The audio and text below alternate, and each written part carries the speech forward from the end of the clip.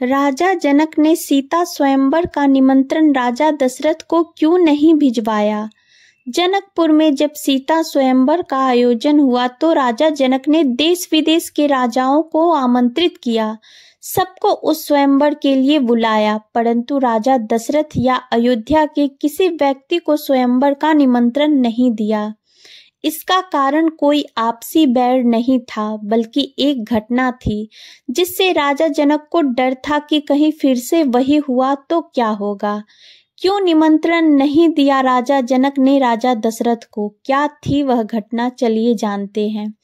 एक बार राजा जनक के शासन काल में एक व्यक्ति का विवाह हुआ। विवाह के बाद वह पहली बार सज संवर कर अपने ससुराल को जा रहा था। कुछ दूर जाने पर रास्ते में एक जगह उसको एक दलदल मिला। उसने थोड़ा पास जाकर देखा तो उसमें एक गाय फंसी हुई थी, जो शायद फंसे फंसे मरने की दशा में आ गई थी। उस व्यक्ति ने उसको देखा तो उसके मन में गाय को बचाने का ख्याल आया, परंतु दूसरे ही क्षण मन में एक और विचार आया। उसने सोचा, यह गाय तो कुछ देर में मरने वाली ही है। अगर मैं इसको यहाँ से बाहर निकालने के लिए दलदल में घुसा तो मेरे कपड़े और जूते खराब हो जाएंगे और मैं अपने ससुराल में ऐसी हालत में कैसे जा पाऊंगा। यह सोचकर वह गाय के ऊपर पैर रखकर आगे बढ़ गया। जैसे ही वह आगे बढ़ गया, गाय ने उसे जाते देखा तो उस व्यक्ति को श्राप दिया कि जिसके लिए तू जा रहा है उसे तू देख नहीं पाएगा। यदि उसे देखेगा भी तो वह तत्काल ही मृत्यु को प्राप्त हो जाएगी। यह कहकर कुछ ही क्षण में गाय के प्राण निकल गए। उस श्राप को सुनकर वह व्यक्ति दुविधा में फंस गया। उसे अपने किए पर बहुत पछतावा हो रहा था, परंतु अब कुछ नहीं हो सकता था।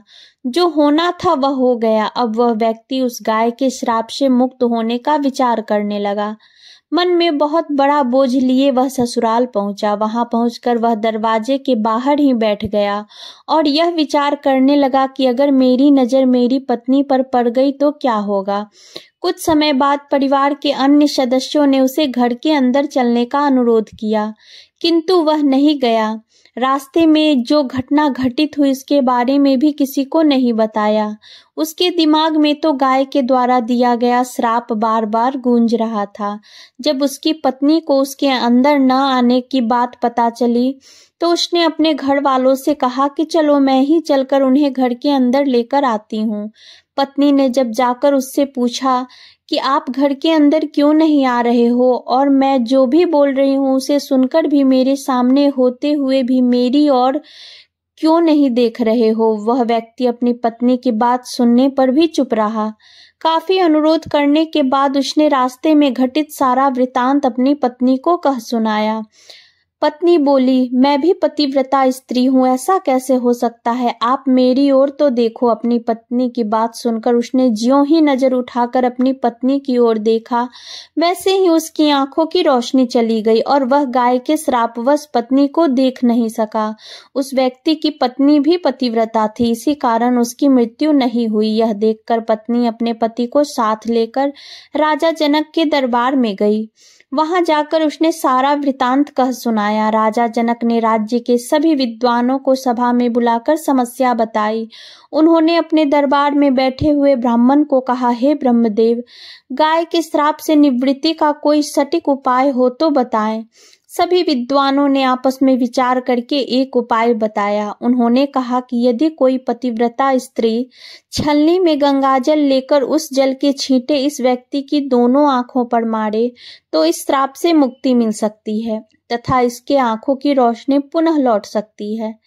राजा ने पहले अपने महल के अंदर की रानियों सहित सभी स्त्रियों से पूछा तो राजा को सभी के पतिव्रता होने में संदेह की सूचना मिली। ऐसा सुनकर राजा जनक चिंतित हो गए। तब उन्होंने आसपास के सभी राजाओं को सूचना पहुंचवाई। उन्होंने उन्हें संदेश में कहा कि उनके राज्य में यदि कोई पतिव्रता स्त्री है तो उसे ससम्मान राजा जनक के दरबार में भेज दिया जाए। जब यह सूचना अयोध्या के राजा दशरथ को मिली तो उन्होंने पहले अपनी सभी रानियों से पूछा। प्रत्येक रानी का यही उत्तर था कि राजमहल तो क्या, आप राज्य की किसी भी महिला, यहाँ तक कि झाड़ू लगाने वाली ही क्यों ना हो, उसे भी पतिव्रता ही पाएंगे। राजा दशरथ को इस समय अपने राज्य की महिलाओं पर आश्चर्य हुआ और उन्होंने अपने राज्य की सबसे निम्न में माने जाने वाली सफाई करने वाली को बुलाया। उस महिला से राजा दशरथ ने ससम्मान पूर्वक पतिव्रता होने के बारे में पूछा। उस महिला ने स्वीकृति में सिर हिला दिया। तब राजा ने यह दिखाने के लिए अयोध्या का साम्राज्य सबसे उत्तम है, उस महिला को ही राज सम्मान के साथ जनकपुर को भेज दिया। राजा जनक ने उस महिला का सम्मान स्वागत किया। तब राजा ने उस महिला को समस्या बताई, साथ ही ब्राह्मणों द्वारा जो उपाय बताया गया वह भी बताया।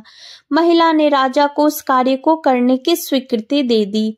अगले दिन महिला छलनी लेकर गंगा किनारे गई। वहां पहुंचकर उसने प्रार्थना की, हे गंगा माता, यदि मैं पूर्ण पतिव्रता हूँ, यदि मैंने अपने तन और मन से अपने पति को ही परमेश्वर माना हो, तो गंगाजल की एक बूंद भी छलनी से नीचे नहीं गिरनी चाहिए। ऐसी प्रार्थना करके जब उसने गंगाजल को छलनी में भरा तो जल की एक बूंद भी नीचे नहीं गिरी। यह पवित्र गंगाजल कहीं रास्ते में छलककर नीचे ना गिर जाए, यह सोचकर उसने थोड़ा सा गंगाजल नदी में ही गिरा दिया और पानी से भरी छलनी को लेकर राज दरबार में आ पहुंची। राजा और दरबार में उपस्थित सभी नर नारी यह दृश्य देखकर आश्चर्यचकित रह गए। तब उस महिला को ही उस व्यक्ति की आंखों पर छींटे मारने का अनुरोध किया गया। उसने ज्यों ही गंगाजल के छींटे उस व्यक्ति की आंखों पर मारे, त्यों ही उसकी आंखों की रोशनी वापस आ गई। यह देखकर दरबार में उपस्थित लोग बहुत ही प्रसन्न हुए। तब उस महिला को पूरे राज्य सम्मान के साथ पारितोषित किया गया। जब उस महिला ने अपने राज्य को वापस जाने की अनुमति मांगी तो राजा जनक ने अनुमति देते हुए जिज्ञासा बस उस महिला से उसकी जाति के बारे में पूछा।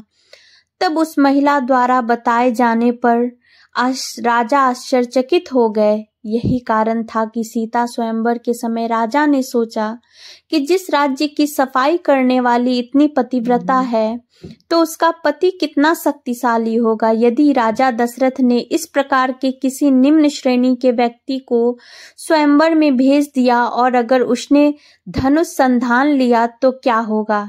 राजकुमारी किसी निम्न श्रेणी की व्यक्ति को न वर ले। यही सोचकर राजा जनक ने राजा दशरथ को निमंत्रण नहीं भेजा, किंतु विधाता की लेखनी को भला कोई आज तक टाल नहीं सका है। वही हुआ जो होना था।